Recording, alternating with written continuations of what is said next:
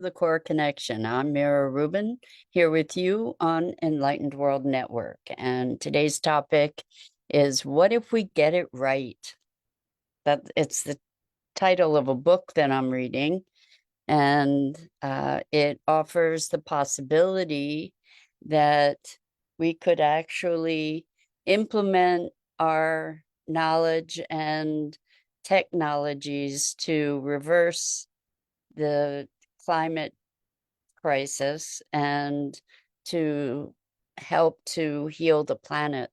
So I think it'll be an interesting conversation because it's a paradigm shift, really, that we're talking about, and one that is becoming more and more essential and critical every day. Good morning, Rosalind. Welcome. So good to have you here with us this morning. And welcome to everybody else who's joining us. Before we get started with the conversation today, let's just take a couple minutes to get present. So let's take a deep breath in through your nose and hold it. And imagine clean, crisp oxygen flooding your lungs, flowing into your bloodstream, nourishing all your cells, all your organs, bringing vital life energy to your body and being. And as you exhale, exhale any tension, stress, negativity, fatigue. And now let's take another deep breath in through your nose and hold it. This time, imagine brilliant, bright light lighting you up from the inside out, illuminating, electrifying, and energizing all your cells, your molecules, your electrons, creating a brilliant beam of light and energy from your heart out into the world. And as you exhale, exhale any remaining tension, stress, negativity, fatigue. And now let's press our palms together. Vigorously rub your hands together to feel the friction, the temperature, the pressure, the motion, the tickling and tingling when you stop. And allow all those sensations to bring you present right here, right now, into this remarkable physical form that enables us to experience life. So welcome once again. Today we're talking about what if we get it right? And I recommend this book because it is it's a testament to hope, but not what I call hopium. I didn't coin that phrase, by the way, but it's not idle hope. It's hope founded in truth and a hope founded in our potential for action and actions that would make a difference. So I don't know if you've heard of the notion of a keystone species, but a keystone species is a species that has the ability within an ecosystem to create a cascade of changes that transforms the entire ecosystem. And some examples are, for instance, beavers, because beavers are able to, when they create dams, they're interfacing with the ecosystem and the water system in such a way that it has a very wide-ranging impact.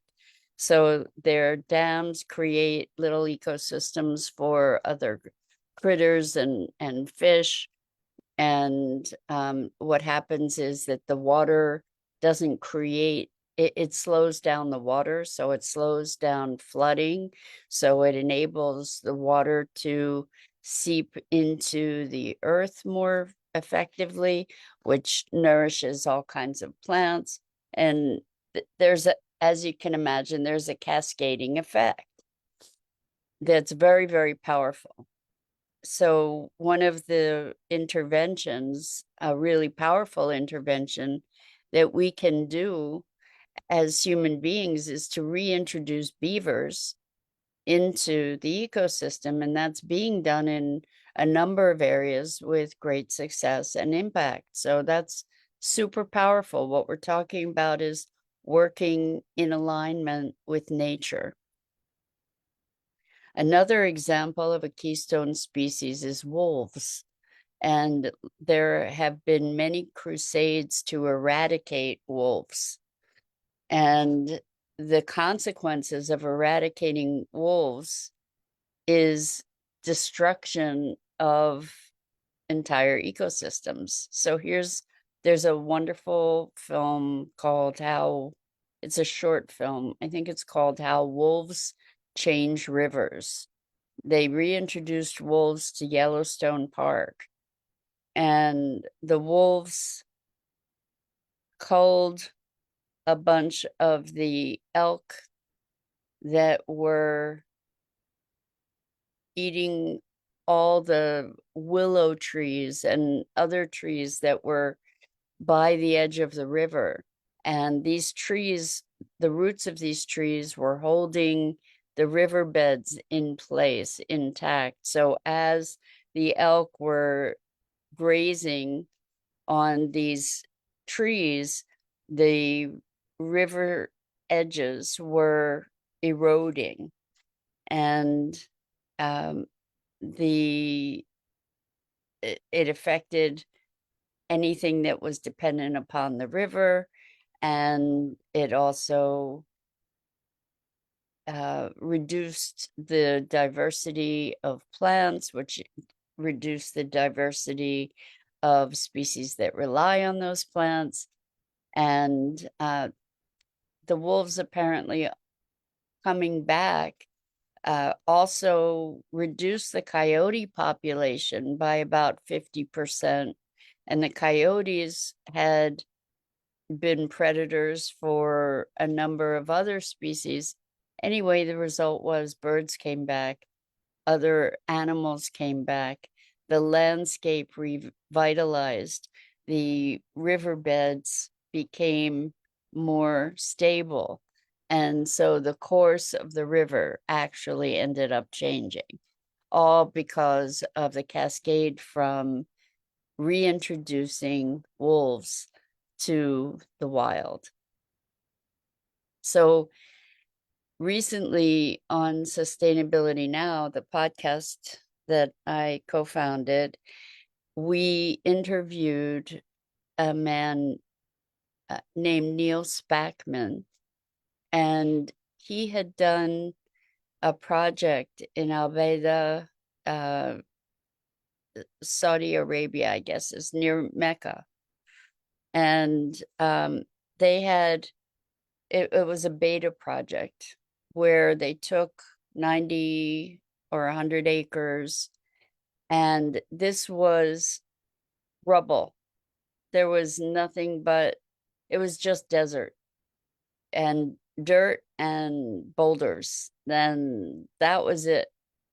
And over the course of 8 or 10 years, they were able to actually regreen the desert. They put up, they built dams in a way. They built these stone embankments that would slow the course of the water that would come as floods. Apparently, flooding in the desert is something that is pretty common, that all deserts flood. So what they did was they created all these different ways to slow the water down, like the beavers. And the rainfall there, it was so negligible, but when it rains, it pours. And the floods are so intense that people lose their lives and are swept away. Animals are swept away in these floods. And so in this project, they built these impediments for water. I don't remember all the technical terms for the different interventions that they did, but they built all these structures to slow down the water. And they also planted, I think they planted something like 4,000 trees of 10 different varieties. And over the course of the 8 years, they discovered 4 species of trees that thrived even in the drought. But what happened over this course of 8 years is they brought back all kinds of plants. I mean, well, they didn't bring back all kinds of plants. All kinds of plants came back. And this area previously, maybe 50 years ago, had been lush with trees and grasses. And what happened was that people cut down the trees and overgrazed and decimated the land. And so what happened as a result of this work is in slowing down the water. The benefit of slowing down the water is not just to mitigate flood, but to allow the water to seep into the water table. When the water table's healthy, then that can support plants and it can support green growth. And so the dry spells, and there were apparently several years where it just didn't rain. And everything in this project that they had planted and built, everything started dying off due to no water. They curtailed the irrigation because they had cost overruns, and they decided to just say, okay, do or die. This thing is either going to work or it isn't. And over the course of a couple years, there was no rainfall, and it looked like it was just dying, this whole project. And then it rained, I think in 2019, after several years. And now, each year, the greening of this area is now proceeding naturally. If you're interested in hearing the interview, you can go to sustainabilitynow.global and learn about it. It's an interview in 2 parts, and the second part is about restoring mangroves and creating shrimp farms that have a much greater productivity than traditional shrimp farms. And the waste from shrimp farms has been very problematic because it typically is dumped into the ocean. It's toxic. It's non-beneficial for the ocean. However, it can act as very effective fertilizer for mangroves. And mangroves are a very important ecological element because they're essentially saltwater forests, but they sequester an incredible amount of carbon, sustain a whole bunch of life forms.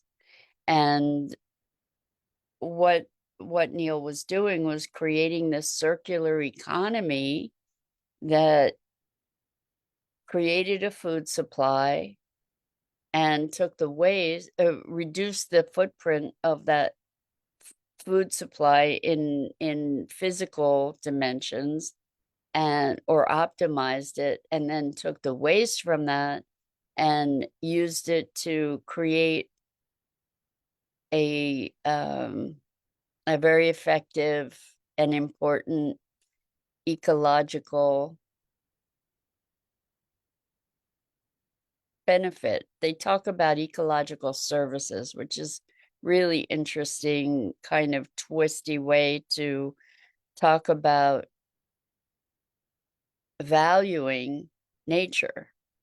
Anyway, we started out talking about keystone species and what if we get it right. So these are human interventions, human aided interventions that can help to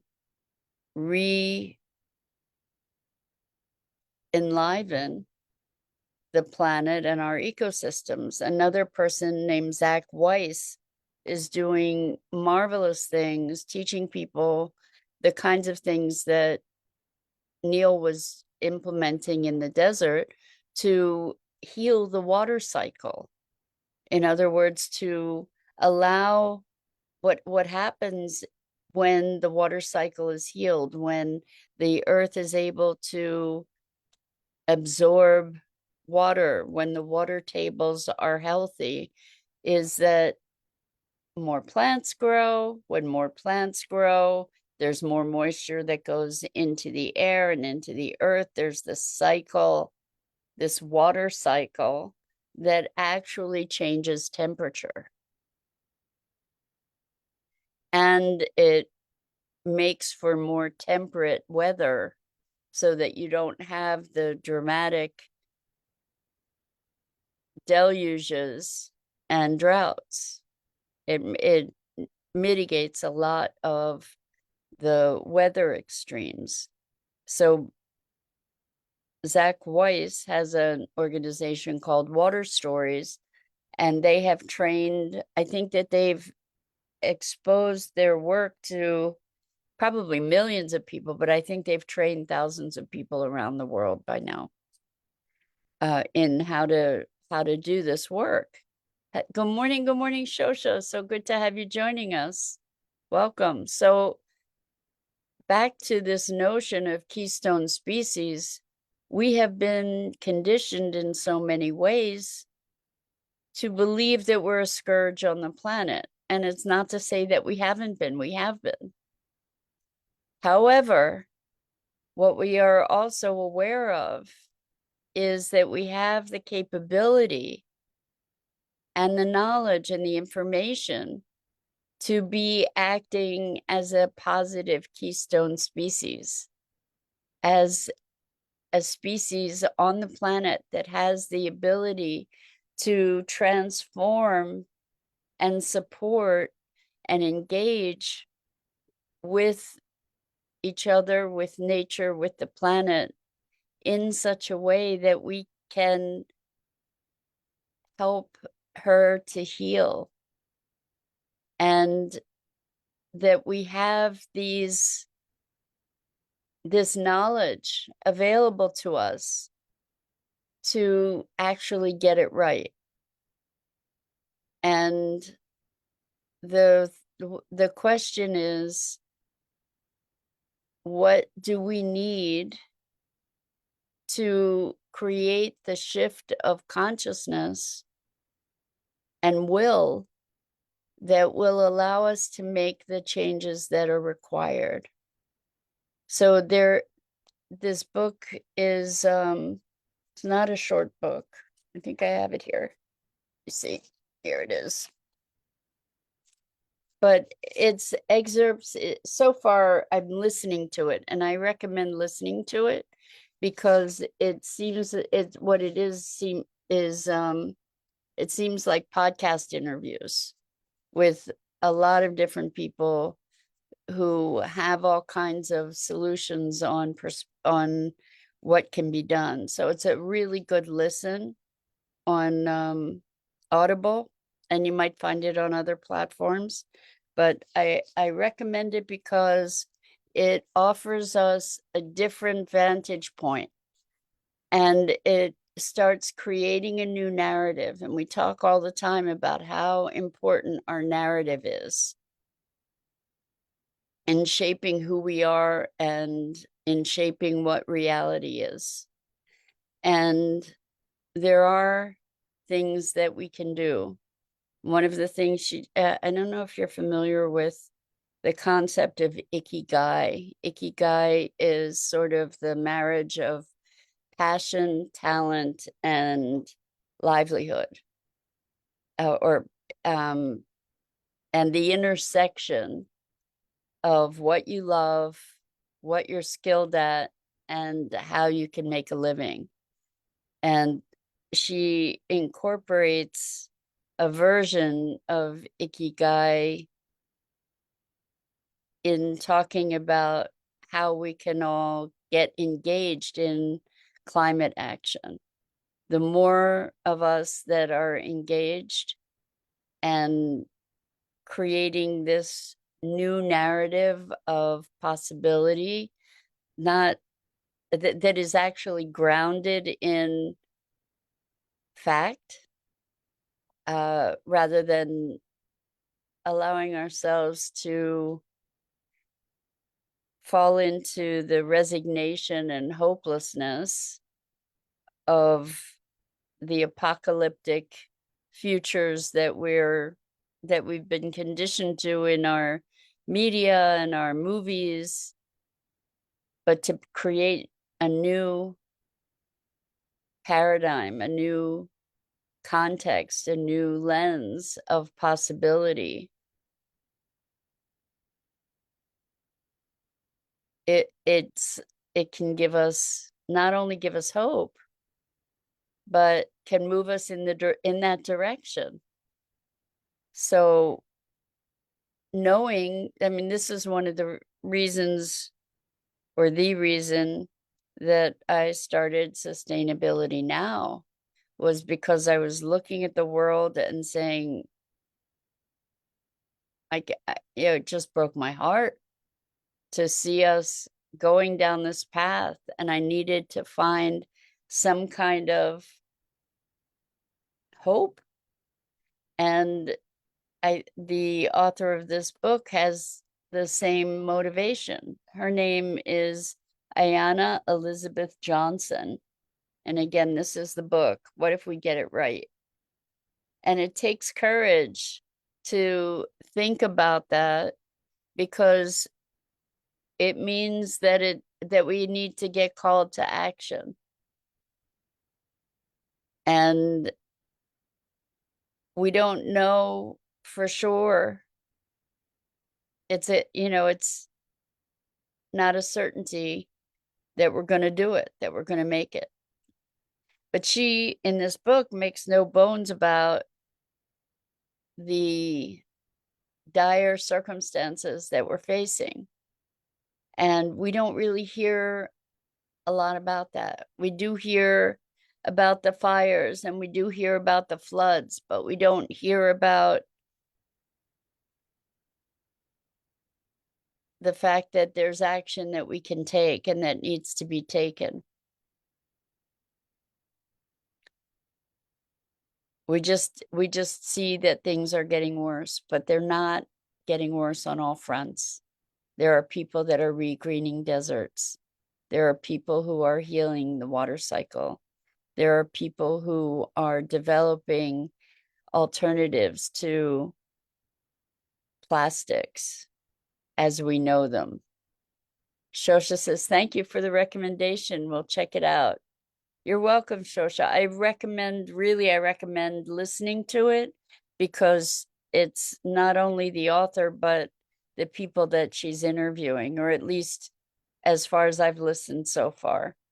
So the first bit of it is a pretty heavy duty wake-up call. However, I think it's important for us to be aware of what we're facing so that we can steel ourselves to get engaged, to take action. And there's a creativity to that. And there's a joy and a passion and a hopefulness about that can help us to address the underlying malaise, the underlying anxiety, fear, sorrow that we typically don't name, because we feel hopeless and helpless about it. So it's easier to ignore it than to confront it, or, to face it. And this is our time. I would venture to say that we came here for this opportunity to make a massive transformation on the planet. We know that can happen. We saw a massive transformation happen in a very brief time due to COVID, where a whole planet was galvanized around one issue or focused on one issue, although there were differing perspectives and ways of dealing with it. The whole planet transformed in a very short period of time. So as twisty a reference as that may be for hopefulness, for change, I don't know if that's occurred ever before on the planet where everybody was aligned or conscious of this one thing that looked like a global threat that needed to be addressed globally. If we could get the will together around climate change and ecology that there was over COVID, then it could be, we've got a shot. So that's it for today. What if we get it right? Let's start imagining and imaging what it is to get it right and to be acting into that vision rather than one of apocalypse. So that's it for this morning. I'm Mira Rubin. This is the Core Connection, and I go live here each weekday morning at 9 a.m. Eastern on the Enlightened World Network Facebook page and YouTube channel. And I invite you to please like, follow, and share Enlightened World Network and me. The links are in the description. And as always, it's a deep privilege and pleasure to have these moments to share together in exploring what it is to be human. So until next time, so much love to you.